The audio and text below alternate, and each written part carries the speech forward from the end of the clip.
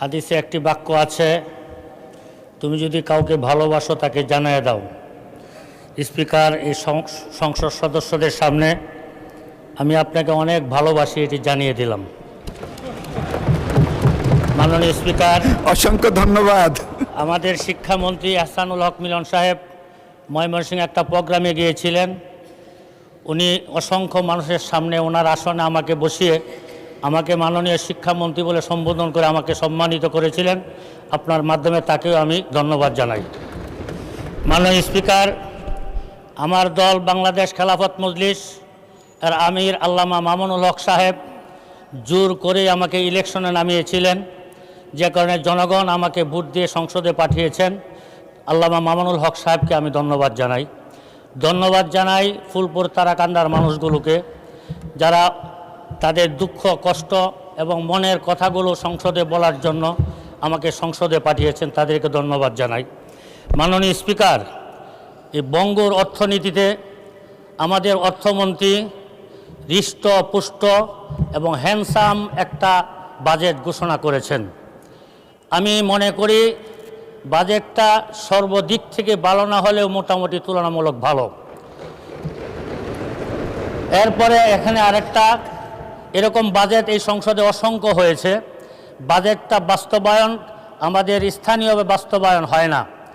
আমি এই বছর আশা করি, যেহেতু আমরা বঙ্গর অর্থনীতির উপর দাঁড়িয়ে আছি, আমরা 300-350 এমপি মন্ত্রী এখানে আছি, আমরা যদি হাদিস আল্লাহ রাসূল বলেছেন খায়রুন নাস মাইয়ানফাউন নাস, যে মানুষের কল্যাণ করে সে সবচেয়ে উত্তম ব্যক্তি, আর সংসদ সদস্যরা সবচেয়ে বেশি কল্যাণ করার সুযোগ থাকে। আমি মাননীয় স্পিকার, আপনার আসন নিয়েও কিছু কথা আমি বলবো, যে কারণে আপনার পক্ষ থেকে আমাকে একটু সময় দিবেন। আর আমার মাননীয় বিরোধী দলের চিফ হুইপ আমাকে বলেছেন সময়ের পরে 2 মিনিট উনি বাড়াবেন, তাহলে দুইজন যদি 2 মিনিট করে বাড়ান 4 মিনিট সময় আমি পাবো ইনশাআল্লাহ। মাননীয় স্পিকার, এই চিফ হুইপ মহোদয় কিন্তু নেই, মাননীয় চিফ হুইপ মহোদয় নেই পক্ষে যিনি আছেন আমাদের রফিকুল ইসলাম খান সাহেব আছেন, উনি হয়তো সময় বাড়িয়ে দিবেন, হুইপ আছেন। মাননীয় স্পিকার, যে অর্থনীতির উপর আমাদের এই দেশ দাঁড়িয়ে আছে, সেই অর্থনীতির উপরে সবচেয়ে বেশি লুটপাট হয়। সেই অর্থনীতি লুটপাট যদি না হতো, এই দেশ উন্নয়নের জন্য 54 বছর অপেক্ষা করা লাগতো না। আজকে 54 বছর যাবৎ এ দেশের মানুষ সাফারা হচ্ছে। আমাদের এই দেশে যারা জনপ্রতিনিধি হয় এবং বিশেষ করে অনেক সরকারি কর্মচারী আছেন, যারা ঘুষ বাণিজ্য এবং অর্থ লুটপাটের সাথে জড়িত থাকার কারণে গত 17 বছরের ইতিহাস আপনার এবং আমাদের সামনে আছে। আমি এখানে যারা আছেন এই বছরে 350 এমপি মন্ত্রীদের কাছে অনুরোধ করব, 5টা বছর জনগণের জন্য আপনারা মেহনত করেন। 5টা বছরের এই অর্থ বরাদ্দ জনগণের পিছনে ব্যয় করেন। এখানে যদি আপনারা এখানে খেয়ানত না করেন, এই 1 বছরে অর্থ বাজেটে আমাদের গ্রামের উন্নয়ন হবে ইনশাআল্লাহ। মাননীয় স্পিকার, আপনার কাছে একটা ছোট্ট আবদার থাকবে, আপনার মাধ্যমে আমাদের অর্থমন্ত্রীর কাছে আমার ছোট্ট একটা আবদার থাকবে। বিএনপি যখন থেকে প্রতিষ্ঠিত হয়েছে, বাংলাদেশের কওমি গণনার প্রতিটি মানুষ বিএনপির সাথে ছিল, এখনও আছে। কিন্তু বিগত সময়ে কওমি গণনার কোনো মানুষদের নিয়ে কোনো বরাদ্দের কথা কখনো আসে নাই। এই বছর আমরা ভেবেছিলাম যে এই বছর যেহেতু বিএনপি ইসলামপন্থী দল, ইসলামে মূল্যবোধে বিশ্বাসী, তারা যেমন নৃগোষ্ঠীকে তারা অর্থনীতির বরাদ্দের মধ্যে এনেছে, কওমি অঙ্গনকেও তার বরাদ্দের মধ্যে আনবে। কিন্তু অত্যন্ত দুঃখের বিষয়, কওমি গণনার আলেম উলামা এবং সেই সমাজের মানুষগুলোকে তারা কোন গ্রহের মানুষ মনে করে, এটা আমার বুঝে আসে না মাননীয় স্পিকার।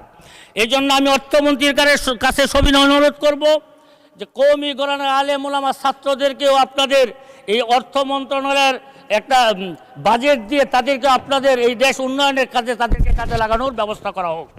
মাননীয় স্পিকার, আপনি যে অঞ্চলের এমপি, আমি আপনার কাছাকাছি এমপি, আপনার এলাকায় যত সমস্যা, সেই সমস্যা আমার এলাকাও। লক্ষ লক্ষ মানুষের শুধু একটাই ফোন আসে, এই বৃষ্টির দিন মানুষ কোথাও চলাচল করতে পারে না, প্রতিটা রাস্তাঘাটে হাঁটু পানি পর্যন্ত জমে যায়, রিক্সা উল্টে অনেক মানুষ অ্যাক্সিডেন্ট করে। মাননীয় স্পিকার, আমি আপনার কাছে আপনার মাধ্যমে অনুরোধ করব। মাননীয় সদস্য, সময় শেষ, তারপরেও 2 মিনিট দাবি করা হচ্ছে, 2 মিনিট বাড়িয়ে দেওয়া হলো। আর আপনার কনস্টিটিউন্সির উপর দিয়ে আমি যাই, একটা তো দায়বদ্ধতাও আছে, 2 মিনিট বাড়িয়ে দেওয়া হলো। আপনার পক্ষ থেকে 2 মিনিট চাই মাননীয় স্পিকার। গ্রামীণ অর্থনীতিকে আগে আনতে হলে রাস্তাঘাটের উন্নয়ন লাগবে। এই রাস্তাঘাটে আমার এলাকায় প্রায় 2 থানায় প্রায় 400 কিলোমিটার রাস্তা কাঁচা, যতটুকু পাকা আছে ওইটুকু অচলযোগ্য।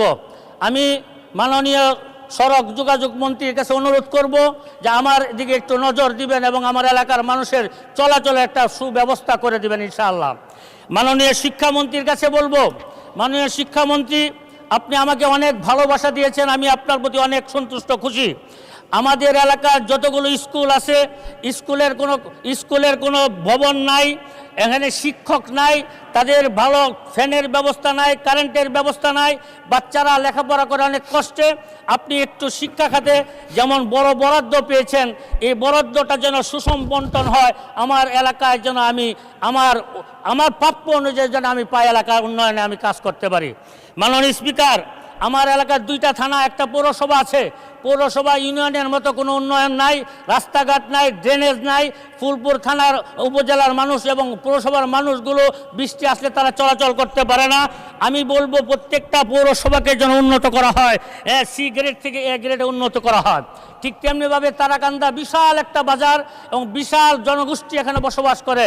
এটা পৌরসভা না থাকার কারণে গ্রামের এলাকার মতো ইউনিয়ন পরিষদের মতো রাস্তাঘাট নাই, ড্রেনেজ নাই, জলবদ্ধতার কারণে মানুষ চলাচল করতে পারে না। মাননীয় স্পিকার, আপনার মাধ্যমে তারাকান্দা যেমন উন্নয়ন চাই, ঠিক তেমনিভাবে তারাকান্দাকে পৌরসভা ঘোষণা করা হোক, এই আবেদন আমি আপনার মাধ্যমে জানাই।